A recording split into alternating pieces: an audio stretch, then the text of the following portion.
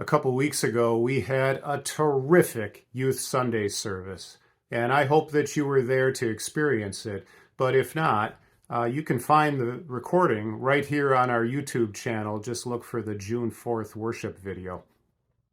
You know, I think that here at OCC, we tend naturally, much like most churches around the country, I suspect, to think of Youth Sunday as kind of a novelty.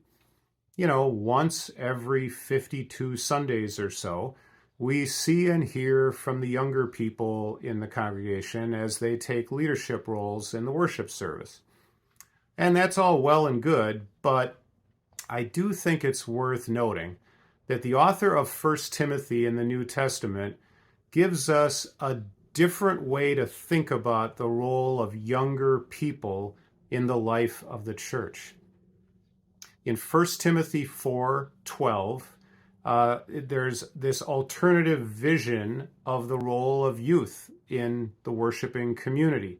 Now, scholars are far from unanimous in terms of who they believe actually wrote this letter of 1 Timothy and to whom. But ostensibly, it was written by the Apostle Paul, an elder, seasoned Paul, to a more youthful, greener Timothy, a younger church leader, a less experienced fellow.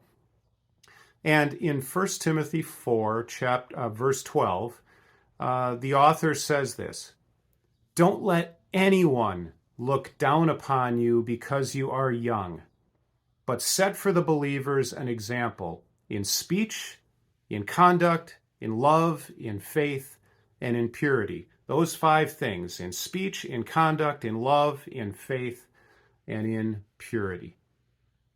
I really like that alternative way of thinking about youth in the church. Not just how we, as the older generation, at least I'm speaking for myself as someone a bit older, not just how we can be an example to them, but how they can be an example to us. Not just one Sunday a year, but all year round. And I hope that in our own lives, we pause and consider how younger people, our children and grandchildren, godsons and goddaughters, nieces, nephews, neighbors, students, how young people can be an example to us, even as we strive to be a good example to them.